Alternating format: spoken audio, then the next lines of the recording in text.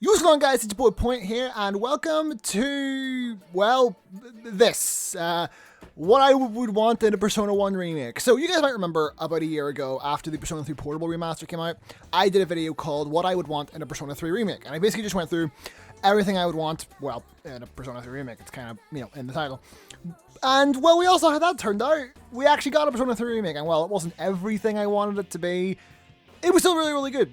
So I decided, with all the talk about other Persona remakes recently, like there's been talk about remakes of 1, 2, 4, I made a video on that the other day, or I think it was actually a week ago now, if you want to, learn more about that.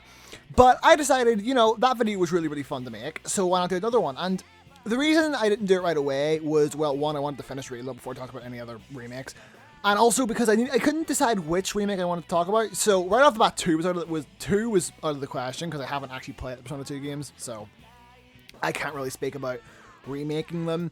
And 4 was also, like, here's the thing. I am not against the Persona 4 remake, but I don't really have that much to say about it, because there really isn't that much I would change in Persona 4 outside of a few gameplay tweaks, because most of my problems with Persona 4 lie within the actual story and characters, which are things that probably wouldn't be changed in a remake, so that overall wouldn't be a very interesting video. It'd probably just be like a 3-minute video of me talking about the really bad, like, hidden weaknesses bullshit from Persona 4 and how I want them to fix that. But yeah, it wouldn't really be all that interesting. So I decided to go with the Persona 1 remake because, well, it's the only one that I actually have multiple things to say about, and also it's the one I want the most. And to be honest, I wasn't even sure if I was going to be able to make this video, because originally I couldn't really think of a feasible way to remake Persona 1 to remake a Persona 1 in a modernized way while also sticking as true as possible to the original vibe of the game. But then last night, I had an epiphany, let's say, where I just had this idea for a Persona 1 remake, and I was like, that's brilliant. So I immediately jotted down about 10 notes, which I have here on my phone, and we're just going to go through this. So without further ado, let's get into that. And the first note that I have here, and this is the one that made me actually want to make this video, and that's that I think they should use the Soul Hackers 2 gameplay style. Now, what I mean by this is basically use the, pretty much just make it play like Soul Hackers 2. So have the dungeon style from Soul Hackers 2, where you're running around in like hallways and shit. And the reason I think this is a good idea is because Soul Hackers 2 was a sequel to a game that came out around the same time as Persona 1, and I think it really, really works for reinventing that type of gameplay, because it still has that very hallway-esque gameplay style, but in a more modern state. So it's it's third person, it's free movement rather than just forward, back, left, and right. And of course, there's no random encounters, because that's the thing, is I really want them to get rid of random encounters in a remake, because I know this is going to be kind of a hot take. I don't like random encounters in RPGs.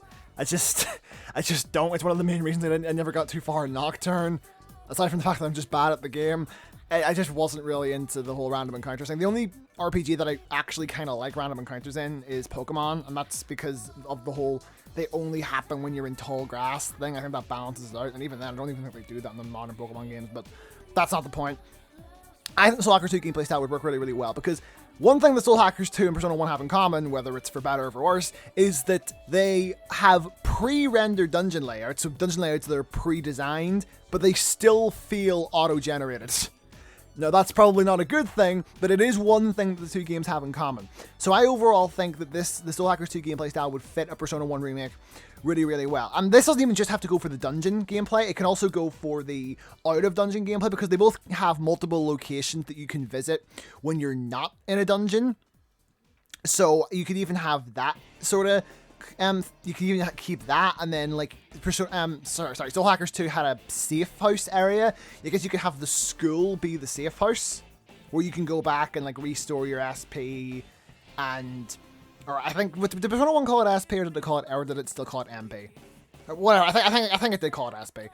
You can restore your SP and or MP, whatever the fuck. Use items and all that kind of stuff. I think that's a really, really good idea. And even honestly, I think they could even use the Soul Hackers 2 battle system, because Persona 1's battle system really isn't all that remarkable. Like, it's a pretty standard, like, mid to late 90s JRPG. You know what I mean? There's really not all that interesting about it. So I feel like if they just took the Sabbath system from Soul Hackers 2 and made it work with 5 party members rather than 4. I think that would really, really work. And of course, the Sabbath at the end of the turn, rather than being a bunch of your demons going in and attacking, would just be all your party members running in and attacking. So it would essentially, it would function like a Sabbath, but it would look like an all-out attack, basically.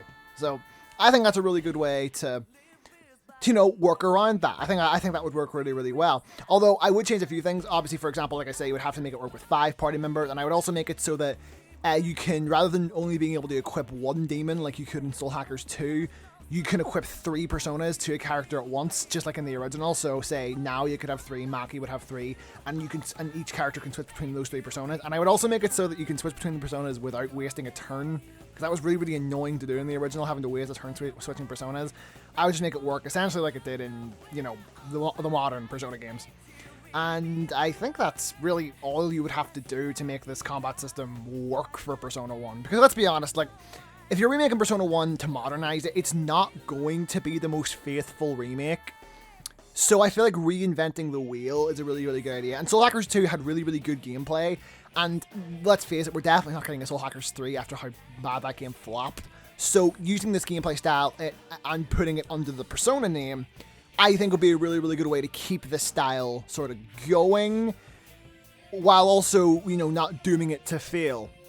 Because I was always kind of annoyed that Soul Hackers 2 didn't do very well, because I really, really enjoyed that game, and I thought the idea of having like a third main branch of Megaten outside of Persona and SMT was a really, really good idea. So I don't want to see this gameplay style die. So yeah, that is basically the general idea of how the remake would play. That's the entire thing this entire thing is based around. So anyway, let's move on to the next point, which is fix the fucking leveling system. I have that written in all caps in here because Persona 1's leveling system was dog shit. For those who haven't played it, basically Persona 1's leveling system worked not where, you get a certain amount of XP and it's split 4 ways, or 5 ways in Persona 1's case.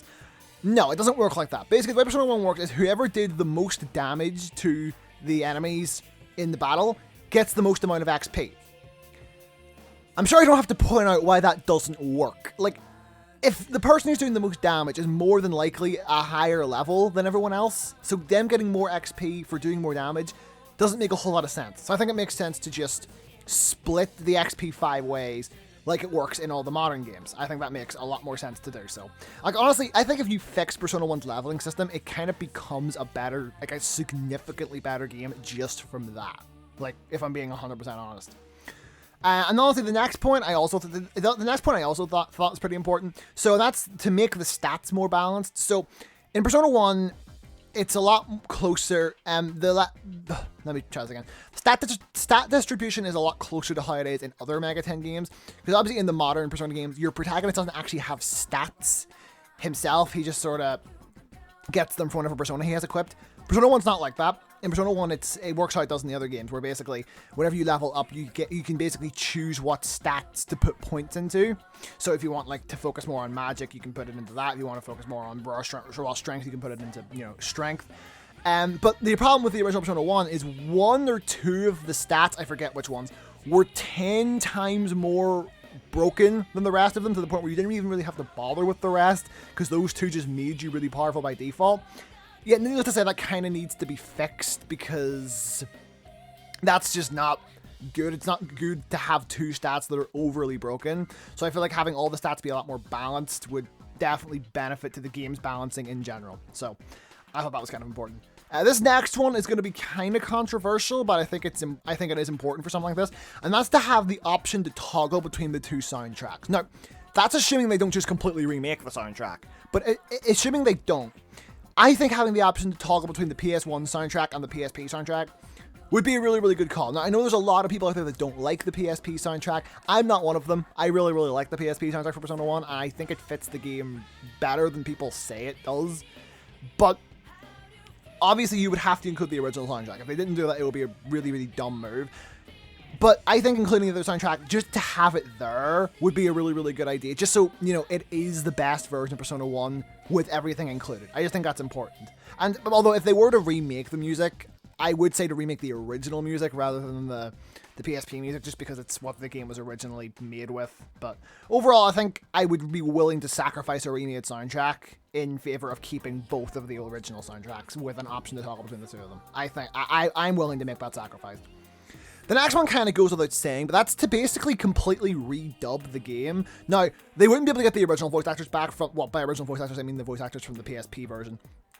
They almost definitely wouldn't be able to get them back, especially considering Nanjo was voiced by fucking Troy Baker. Yeah, Troy Baker is in Persona 1. Let that sink in for a second. But I think it will be really, really beneficial to get new voice actors for all these characters, and also to have more of the game voiced, because if it's going to be, ow, I just elbowed the fucking wall. I think if you're going to have the game be more modernized, having it be actually voiced, because Persona 1 barely had any voice acting in it at all. I'm talking more specifically about the PSP version here. Barely had any voice acting at all. It had voice acting in some of the cutscenes, like the animated cutscenes, and then of course there was voice acting in the battles, like when they would call their persona, they would like say stuff. But I think overall having this game be just voiced in general, like Soul Hackers 2 was, would be a really, really good call. I overall think that would be a really, really good call to make. So overall, I think just get new voice actors, redub the game, and just dub more of the game, essentially. Just give it a lot more voice acting. Like, you know, really, like, to really hit home that, like, this is a modernized version of the game. So the next one is to completely replace the fusion system with the modern one. And the one underneath that is overhaul the negotiation system to actually fucking make sense. That's actually word for word what I wrote in my fucking notes. Yeah, I'm going to talk about these two at the same time because they kind of go hand in hand. I'll talk about the negotiation system first. So, Persona 1's negotiation system is ass. It does not make any fucking sense. Even if you're using a guide, it still doesn't make sense. Like, when I played through Persona 1, I used a negotiation guide, and yeah, I still did not understand how negotiation actually worked. Even when I followed what the guide said, it still wouldn't work 100% of the time, and it was just really, really fucking confusing. So, essentially, just work it to make more sense. Like, basically, just do it the way Persona 5 and SMT5 did it. Just make it actually make sense. Maybe even have, like, some of your other party members some sort of chip in to sort of say, maybe you should act like this, kind of like Morgana would do in Persona 5. And then also, once you convince them to join you, rather than just giving you a spell card, I think they should actually just join you as a persona, because getting a spell card that you can't use as a persona and then having to fuse that, so if you get Jack Frost, you don't have Jack Frost, you just have his spell card, like, that doesn't make fucking sense to me. I never really understood that. So just have it work how it does. To be honest, I don't even understand why they did that, because negotiating with demons and getting them to join you was always a big part of Megami Tensei. So I don't even know why they did that in Persona 1 in the first place. So yeah, just make it so that whenever you convince them to join you, they just join you as a persona. And maybe make it so that whoever convinces them to join you, so say you did it with Maki, and Maki had a persona, didn't have 3 personas equipped at the time, it would just automatically join her. But then if, and then of course if you did it with Naoya, it would join Naoya. If you did it with Nanjo, it would join Nanjo. That, you know, that sort of thing. But if the person who negotiated with them did have a full persona roster, it would just go into basically the stock, because Persona 1, and Soul Hackers 2 had this as well, had basically a stock of demons or personas, depending on which game you're playing, demons or personas, where basically you could equip it to a certain party member if you needed it. And I would also make it so that you can change what personas each party member has equipped outside of the Velvet Room. I never liked that you had to be in the Velvet Room to do that. I never fully understood why that was. So just make it so you can do that outside of the Velvet Room. And yeah, and with the fusion system itself, just give it the modern fusion system. Like, the fusion system in Persona 1 isn't actually that bad. Like, the only real problem is that you're fusing spell cards rather than personas. So if you have like a really, really weak persona on you, you can't really get rid of it. So just basically make it the way it works in the modern game. So you have a bunch of personas, and then you fuse those personas together. Obviously, I would keep the compatibility stuff where, like, certain personas work better for certain party members. I'd keep all of that. That's all really, really cool. But, like, just make the fusion system work how it does in the modern games. That's basically what I'm saying. Like, you know, with, like, the compendium and, you know, fucking, like, result fusion and all that fucking shit. Like, just make the fusion system work like it does in the modern games, because it really wasn't that great in Persona 1. So after those two, the next one, and I think this is quite important, is to basically let the player know that the Snow Queen quest exists and that Reiji is a party member that you can recruit. Because in the original Persona 1, there was really no hints towards the player that, one, Reiji was a party member that you could equip, or recruit, I mean, or that the Snow Queen quest exists. Basically, what I want them to do is basically just give hints that exists. So maybe have, like, one of your party members say, here, there was some guy in this room up on the top part of the school. Maybe we should go and see him or something like that. Or maybe you can have someone say, here, there's something going on in the gym, which would obviously make you want to go and check out the gym and find all the stuff to do with the Snow Queen. All that stuff. Just little hints towards those existing, because it was fucking bullshit. And like, also maybe like whenever you do, like say you go to Reggie in that one room in the school where you first meet him, maybe he'll say where he's going next. Or maybe like when you have to talk to his mom, he'll say something about where his mom is. Just give the player a reason to check those places, because it was really random and really dumb in the original game that they didn't do that. So yeah, I think that's quite important. Now these last two are less important. One of them is borderline just kind of a joke, but the one I do think is a good idea is to make use of the color purple, because obviously they've kind of given Persona 1 and 2 retroactive colors. They've given them purple and orange as like their colors. I think making use of the purple theme in a remake like this would be a really, really good idea. So like have the menus be all purple. Maybe do the same thing you did with Persona 3 Reload, where the title screen is like a place from the game, and then you have all of the characters in purple silhouettes. I think there was a guy on Twitter who did that. I saw Dave Cast JRPG bring that up in his video on Persona Remakes.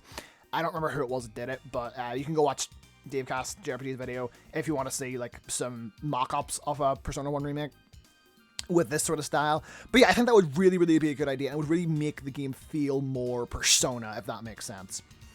And this last one's more of a joke. And honestly, if they were planning to release the game on PC, they would kind of have to do this. But that's to just give the protagonist an official name already. Because the Persona 1 protagonist is the only one that doesn't have an actual canonical name. Like, you got Tatsuya, you got Maya, you got Makoto, you got Katone, you got Yu, and you got Ren. Those are all the official names for those characters. Now, most of them do have other names, but, you know, those are the official ones. Those are the canon ones. The Persona 1 protagonist doesn't have that. The most official name this dude has is just Boy with Earring.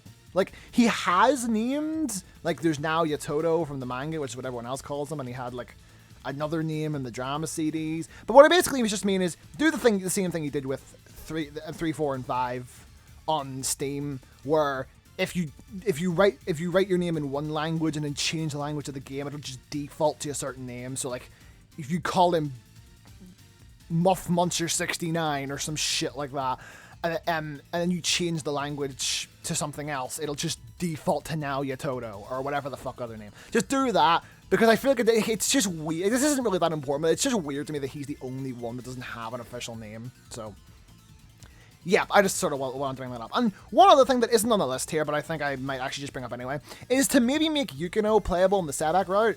I honestly never understood why Yukino wasn't a recruitable party member in the Sabak route. Like, I'm fine with the party members in the Snow Queen route. That all makes sense. Like, the only ones I think that aren't recruitable in that quest are Maki, Mark, and Reiji.